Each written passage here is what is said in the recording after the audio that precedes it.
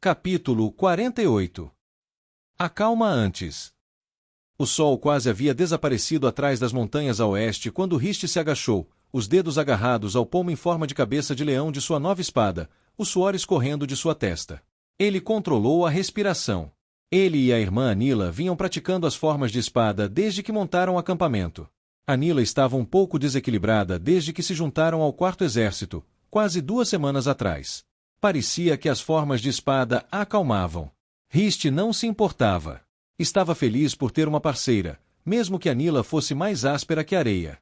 Você está deixando o ombro esquerdo cair na segunda forma, quarto movimento, justamente quando faz a transição para o quinto movimento, disse Anila, ajudando Riste a voltar à posição em pé. Isso faz com que você coloque muito peso no pé da frente, o que torna a rotação lenta. Endireite as costas e recupere o equilíbrio. Sim, irmã. Obrigada. Como acólito, Riste podia se referir a outros magos por seus primeiros nomes, e o fazia, exceto com a irmã Anila. Por algum motivo, parecia estranho até mesmo pensar em fazê-lo. Anila assentiu com a cabeça, parando por um instante para olhar ao redor. Os magos sempre armavam suas tendas na extremidade do acampamento principal do exército, o que era perfeito para Riste, pois havia menos olhares observando enquanto ele treinava. A poucos metros de distância, Neera, Tommen e Lena sentavam-se na terra ao redor de uma fogueira, com suas tendas às costas. Ao redor deles, os outros magos do primeiro exército conversavam e batiam papo, alguns bebendo vinho e outras bebidas em canecas. Para Riste, ocupar espaço valioso nas carroças com barris de vinho e outras bebidas era um desperdício, mas ele parecia ser o único com essa opinião. Estavam a menos de meio-dia de marcha de Seeple e, segundo seus batedores, uma densa camada de neblina se aproximava da cidade pelo leste, estendendo-se por quilômetros em todas as direções. Garramon levava Riste à tenda de comando todas as noites, onde os generais e comandantes discutiam a batalha que os aguardava. Eles ainda não sabiam contra quem ou o que marchariam. Os rumores que Riste ouvirá variavam desde invasores Carvosi, passando por Ardanianos, até elfos que retornaram para reivindicar as terras de seus ancestrais, chegando até o próprio Achiron. Quem quer que fosse, ou o que quer que fosse, eles estariam frente a frente em um dia. Mas, para Riste, isso não importava. Não havia nada no mundo mortal que pudesse se opor à guarda do dragão. Desde que se juntara ao quarto exército em Forte Arken, Riste se obrigava a acordar com o sol para poder observar as criaturas abrirem suas asas no céu da manhã. Ele nunca vira tamanho poder sem esforço. Cada dragão tinha facilmente mais de 30 metros da cabeça à cauda, provavelmente mais. Hélio era ainda maior. Acólito. Riste balançou a cabeça, sentindo como se tivesse despertado de um sonho nebuloso. Anila o encarava, a testa franzida, os olhos interrogativos. Desculpe, irmã, eu estava perdida em seus pensamentos. Anila soltou um suspiro exasperado. Isso é recorrente com você. Certifique-se de que não aconteça no calor da batalha, para que seus pensamentos não se separem permanentemente do seu corpo. Ela está dizendo que sua cabeça será cortada. Riste se virou e viu Magnus entrando no acampamento dos magos com um barril de ferro pendurado no ombro, sua voz ecoando acima do zumbido baixo da atividade. Garramon caminhava ao lado do grandalhão, com as mãos cruzadas atrás das costas e um olhar divertido no rosto. Magnus parou ao lado da fogueira que Neera e os outros haviam acendido, deixando o barril cair na grama seca. Obrigada pelo esclarecimento, Magnus. O sarcasmo transparecia nas palavras de Anila enquanto ela revirava os olhos e soltava outro suspiro, como se o mundo não passasse de uma irritação para ela. A qualquer hora, Uraxpliter. Magnus piscou para Anila, fazendo um gesto para Tommen. Joga essas malas pra gente, rapaz? Precisamos de algo para apoiar esse barril. Tommen olhou de Magnus para as 2 grandes malas que estavam perto de seus pés. São os cobertores extras, Exarca. Eu não perguntei o que eram, rapaz, eu pedi para você jogá-las para mim. Você não vai precisar de cobertores depois de algumas xícaras disso. Magnus deu um tapinha no topo do barril, balançando a outra mão em direção às 2 sacolas. Não tenho certeza se a irmã Danvar faria isso. Ah, me deixe em paz, rapaz. Joga as malas para mim antes que eu use suas costas. Tommen endireitou-se por reflexo, depois levantou-se e trouxe as malas para Magnus, que os colocou um em frente ao outro. Eu requisitei isto da infantaria, disse ele, inclinando o barril pela borda para inspecioná-lo. Ele fez um bico de aparente satisfação com o lábio inferior, depois enfiou a mão nas vestes e tirou uma torneira de madeira feita à mão. Ainda bem que eu sempre carrego uma dessas belezas comigo. Em todos os momentos. Neera lançou um olhar incrédulo para Magnus. Em caso de emergência. Magnus puxou uma rolha de madeira macia do topo do barril, jogando-a no chão e substituindo-a pela torneira. Encaixou a torneira no buraco e a fechou com um fino fio de ar. O uso da centelha para algo tão insignificante era algo que Rist havia notado cada vez mais enquanto viajava com os magos de batalha do primeiro exército. Enquanto ele só usava a centelha quando necessário, eles a usavam com a mesma facilidade e naturalidade com que usavam as mãos e os dedos. Num feito de força que Rist tinha certeza de que não conseguiria replicar, Magnus ergueu o barril e o deixou cair de lado sobre as sacolas. Chamou Tommen para lhe trazer uma xícara, ao que Tommen respondeu como um cachorrinho desesperado para agradar.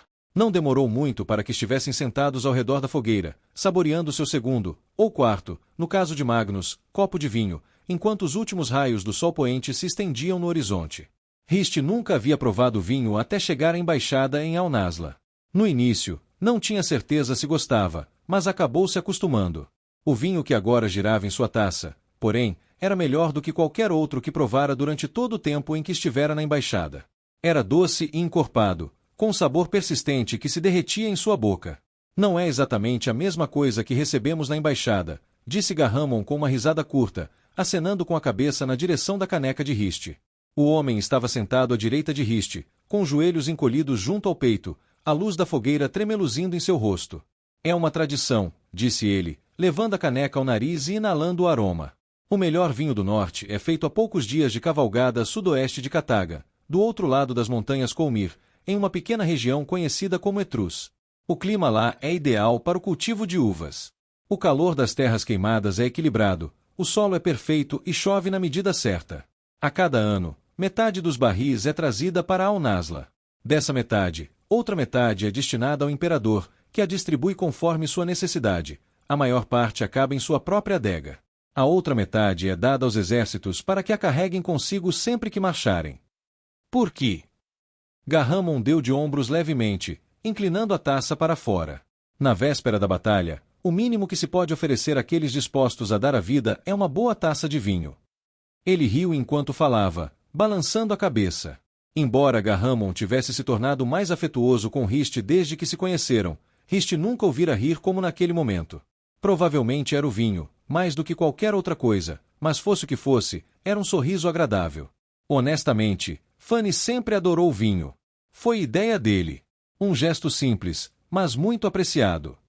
Rist tomou um gole de sua xícara, saboreando os sabores frutados em sua língua. Era estranho ouvir o imperador de Loria ser chamado simplesmente de Fanny. Tantas histórias de bardos nas aldeias eram contadas sobre o temido imperador Fanny Morten ou Fanny Morten, o poderoso herói, dependendo de qual bardo contava a história. As descrições de Fanny tendiam a variar muito, mas a única coisa que sempre permanecia a mesma era o poder que o imperador possuía. Mesmo depois de conhecer o próprio homem e ver que Fanny Morten era realmente um humano vivo e respirando, e não um semideus, Rist ainda se impressionara com a aura de poder que emanava dele. Então, ouvir Garramon mencioná-lo como se fosse nada mais que um amigo de infância era como ouvir um dragão ser descrito como um lagarto. Muito bem, disse Magnus, com o vinho a chacoalhar na taça enquanto se levantava com dificuldade. Olhou em volta para os que estavam reunidos à volta da fogueira. Enquanto começavam a beber, mais magos do primeiro exército juntaram-se a eles, pegando taças de vinho e sentando-se junto ao fogo. Como manda a tradição, soluço, desculpem, bebi o vinho demasiado depressa. Magnus prendeu a respiração por um momento, o que resultou num arroto enorme, seguido de um suspiro de alívio. Muito melhor. Agora, como manda a tradição, quem gostaria de ouvir uma história? Gritos de alegria e aplausos ecoaram pela multidão. Mais magos se aproximaram e se acomodaram na grama. Magnus fez uma reverência irônica, abrindo os braços, com gotas de vinho escorrendo de sua barba espessa e negra. Que tal eu contar a história de como a lendária Nila Uraxpliter perdeu o braço? Mais aplausos e vivas. Rist olhou para Nila, que estava sentada ao lado de dois magos de batalha que Rist conhecia como Talik e Mura. Se olhares matassem, o olhar fulminante de Anila teria esfolado Magnus vivo. Dá para perceber, disse ela. Magnus, disse Anila. Mas se você fizer isso, a próxima história que você vai contar será de como o grande Magnus Ofa teve os testículos cortados durante a noite. Uma gargalhada estrondosa irrompeu, com os magos batendo palmas e os pés no chão. Magnus riu tanto quanto qualquer um. Anila sorriu enquanto balançava a cabeça. Bem, já que eu gosto bastante das minhas bolas, acho que vamos evitar essa história em particular. Ainda rindo, Magnus ergueu sua xícara em direção a Anila, inclinando a cabeça, ao que ela retribuiu o gesto. Que tal, em vez disso, eu lhe contar sobre a vez em que cavalguei a lendária serpente marinha ao longo da Costa Relâmpago? Rist olhou para Garramon. Isso realmente aconteceu? Não, disse Garramon, rindo e dando de ombros. Mas é uma boa história. E todas as boas histórias têm um pouco de verdade.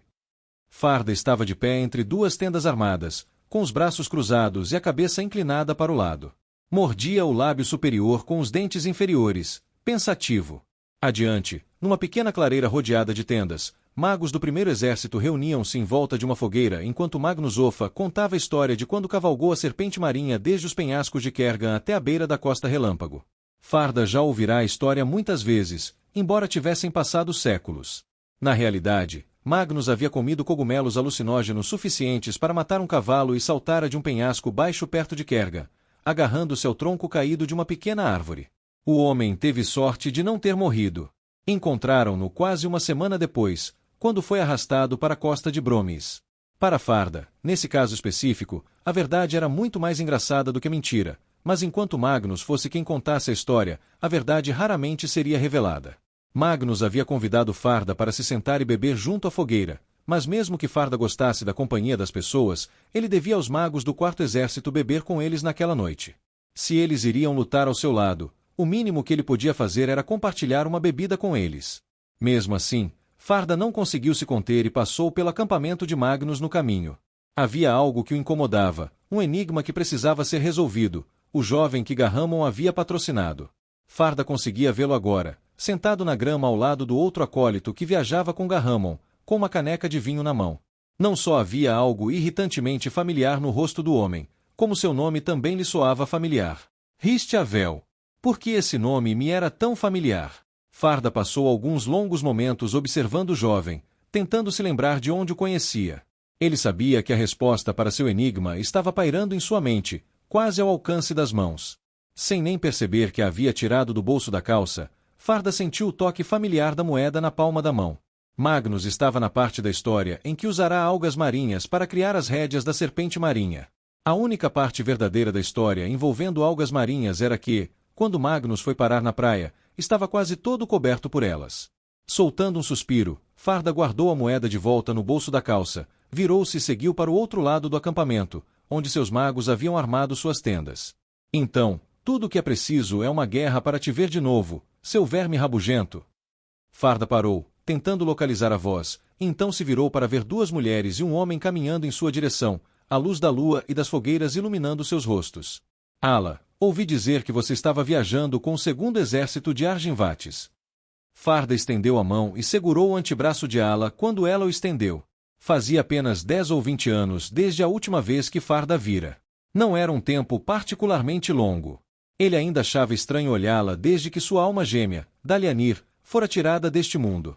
Farda tivera sorte, se ousasse usar essa palavra, de que as coisas que Shiniara levará consigo não fossem físicas. Ela levará sua dor, sua empatia, sua capacidade de se importar. Mas quando Dalianir foi morto sobre a Baía da Luz, apenas 2 ou 3 décadas após a queda, a cor do cabelo de Ala desvaneceu-se, tornando-se branco como a neve. Até mesmo suas sobrancelhas e os pelos de seus braços.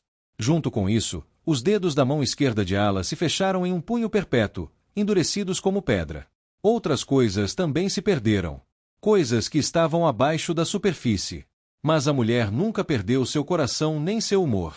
Vejo que vocês andaram ocupados tentando nos encontrar, disse a outra mulher, Gunhild, com a cabeça tremendo como desde que perderá Boraliz de vista. Ela deu a Farda um sorriso que continha mais do que uma gota de pena. Eu tenho estado ocupado em suas aventuras, suponho.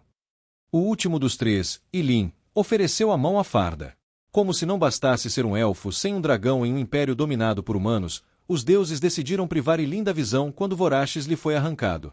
Farda respirou fundo, soltando um suspiro enquanto segurava o antebraço de Ilin. Algo assim. Farda observou cada um dos 3 que estavam à sua frente. Assim como ele, eram Justicars, o nome que Fanny havia concedido àqueles que se tornaram Hakina desde os dias da queda. Farda detestava o título. Ao menos ser Hakina significava algo. Ser um sobrevivente. Justiçar era simplesmente um título dado para que os soldados soubessem como chamar aqueles que não eram mais da guarda do dragão. Era para ser um sinal de respeito, uma lembrança de que eles ainda tinham um lugar dentro do império. Mas Farda sempre o viu como um insulto, uma lembrança de tudo o que ele havia perdido e de tudo a que havia virado as costas. Você está indo beber? Perguntou Ala. Farda não conseguiu decidir se era uma pergunta ou uma afirmação. Ele a tratou como uma pergunta. Eu sou. Então, mostre o caminho. Farda ergueu uma sobrancelha, curiosa. Você não vai beber com o segundo exército. Você chegou com eles. Bebemos com aqueles por quem estaríamos dispostos a morrer, disse Lin, virando a cabeça na direção da voz de Farda. Marchamos com os do segundo exército. Mas, se não se importa, amanhã, se tivermos que morrer, preferimos fazê-lo com os nossos. Do ponto onde Eltoar se encontrava, em um dos poucos planaltos em meio aos picos irregulares de Mardoru, ele podia ver quilômetros em ambas as direções, o frio do vento cortante açoitando seu rosto. Milhares de metros abaixo, a cidade de Seeple se erguia sobre o rio Alda, o rio do meio entre os três conhecidos como as Três Irmãs. Duas muralhas circundavam a cidade, com lanternas acesas ao longo das ameias e nas janelas das casas. Além da proteção das muralhas, mais casas, fazendas e mercados se espalhavam, iluminados pelo brilho tênue de velas nas janelas. A oeste de Seeple, as fogueiras dos exércitos de Loria se espalhavam por toda parte, a paisagem parecendo um espelho do céu estrelado, tingido de um tom alaranjado. A leste, porém, através dos olhos de Hélio, enquanto o dragão sobrevoava, sua presença visível apenas onde ele obscurecia as estrelas, Eltoar podia ver uma densa camada de neblina se espalhando pela terra, com tentáculos cinzentos serpenteando como cobras. O que você acha? Ao lado de Eltoar, Lina acariciava uma longa trança de seus cabelos loiros, observando a névoa densa, seu prato branco brilhando ao refletir a luz da lua. Eltoar cruzou os braços, batendo o pé na rocha empoeirada. Seu olhar não se desviou do oeste. Acho que muitos vão morrer amanhã. Lina suspirou, mas continuou. Ela sempre fazia isso, sempre tentava superar os momentos sombrios de Eltoar. Nunca vi nada parecido com essa névoa. Lina deu um passo em direção à borda do planalto, e Eltoar sentiu-a puxando fios de fogo e espírito, tecendo-os através de seus olhos, concedendo a si mesma a visão da lua. É como se estivesse viva. Você disse que se estendia por quilômetros quando você estava ao norte de Bromis. Eltoar assentiu com a cabeça. Seu encontro com Tivar deixará um gosto amargo na boca, e ele não sentirá muita vontade de conversar desde então. Seriam necessários milhares de magos para manter algo assim no lugar por uma distância tão grande. E mesmo assim, não tenho certeza de quão viável seria.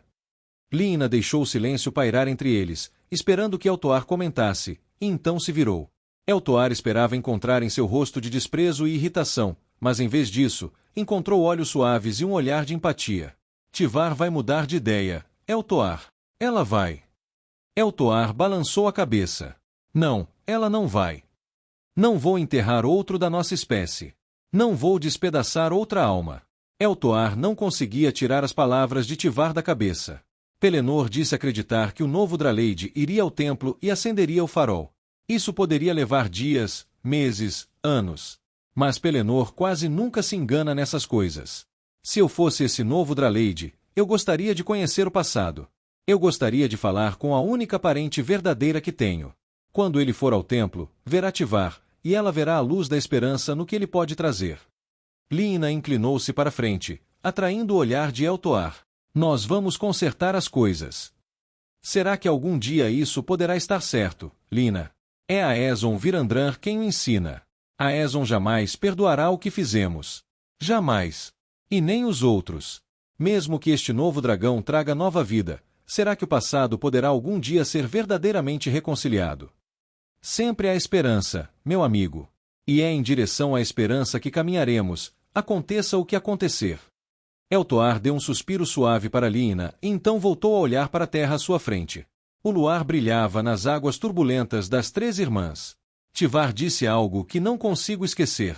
Ela disse que os ovos de dragão não eclodiram porque os deuses estão nos punindo pelo que fizemos. Talvez, disse Lina, cruzando os braços e olhando para as fogueiras dos exércitos de Loria. Mas se foi isso mesmo que aconteceu, então eles não são deuses que valham a pena seguir. O som das asas batia, uma rajada de vento levando os cabelos de Eltoar para frente. O corpo de escamas cor de areia de Meranta pairava no ar, as asas abertas enquanto a dragão se virava em direção ao planalto, descendo mais, os olhos azuis gélidos brilhando ao luar. Meranta era a menor dos 3 dragões ali nas 3 irmãs. Mesmo assim, ela era apenas alguns palmos mais baixa que Caraques da cabeça à cauda, embora fosse consideravelmente mais esguia. O platô era pequeno demais para Meranta pousar, então, em vez disso, a dragão estalou as asas, mantendo-se no ar enquanto Pelennor deslizava de suas costas e descia os 6 metros até o platô, amortecendo o pouso com fios de ar. Nuvens de poeira e sujeira foram levantadas e carregadas pelo vento enquanto Pelennor pousava graciosamente, com os joelhos e as costas levemente curvados, algo preso em seu punho. Pelennor endireitou o corpo enquanto Meranta subia cada vez mais alto no céu noturno, juntando-se a Hélios e Caraques enquanto os 3 dragões giravam em espiral um ao redor do outro, brincando como crianças. Alguma notícia do outro lado? Perguntou Líina. Isso deve pôr fim à discussão, disse Pelennor, atirando o que quer que estivesse segurando aos pés de Eltoar e Líina. Escoteiros. 5 deles perto da nascente do rio Girdil. Eltoar assentiu com a cabeça. Aos seus pés jazia a cabeça de um elfo com um elmo, com sangue ainda escorrendo do pescoço decepado.